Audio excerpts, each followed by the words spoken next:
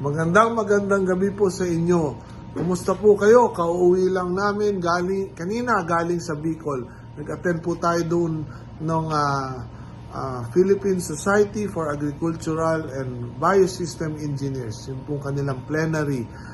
Tapos pagkatapos doon, tayo po ay nag-hospital visit, meet and greet sa mga aktibo nating mga youth leaders at sa mga kababayan nating nagdiwang ng piyesta doon po sa barangay Bangyawon, Uwas, Albay. Grabe na nga po ang init ng panahon ngayon, pero mas nakakainit ng ulo ito pong mga nangyayaring pagtaas ng mga presyo ng bilihin. Ito nga po ang itinatawag nating inflation. Ramdam na ramdam po nating lahat ito. Kung dati nga po kapag namalengke ka, meron kang dalang 1,000 piso, marami-rami na tayong nabibili. Ngayon, konti na lang. Ubus na yung 1,000, konting-konti pa lang yung laman ng iyong basket. Itong inflation, bukod sa ito ay dagdag na pasanin, dagdag pangamba pa rin ito sa ating mga kababayan.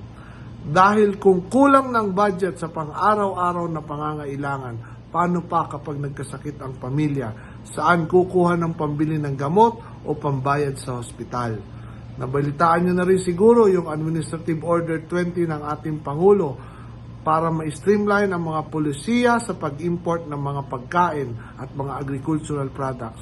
Nauunawaan po natin ito, pero ito po ay pansamantalang solusyon lamang. Ang layunin po nito ay mapababa sa lalong madaling panahon ang mga produktong pagkain at ang mga agricultural product para po mapababa ang food inflation.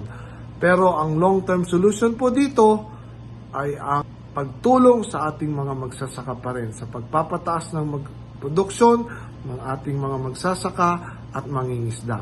Di po tayo dapat maging dependent sa importasyon. Dapat palakasin natin ang lokal na produksyon. Paano?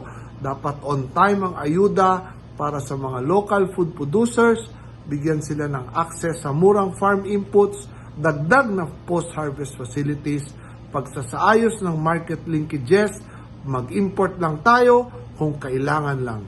Higit sa lahat, dapat wakasan na ang salot na agri-smuggling. Dapat may masampulan na talaga dito.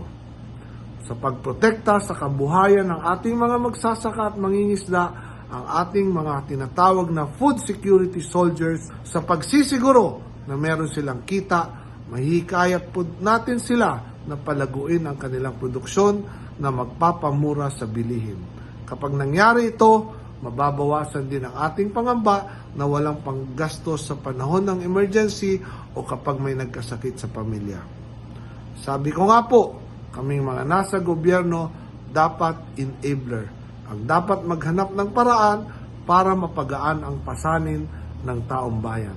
Tungkulin namin na galingan pa, pagbutihin pa, dahil Filipinos deserve better and you should demand better. Hindi na pwede ang pwede na o yung palpak o nakasanayan ng kalakaran na wala namang nararating. We should demand better because we all deserve better. Tulong-tulong tayo para walang mapag-iwanan, para sa lipunang patas at kung saan winner tayo lahat.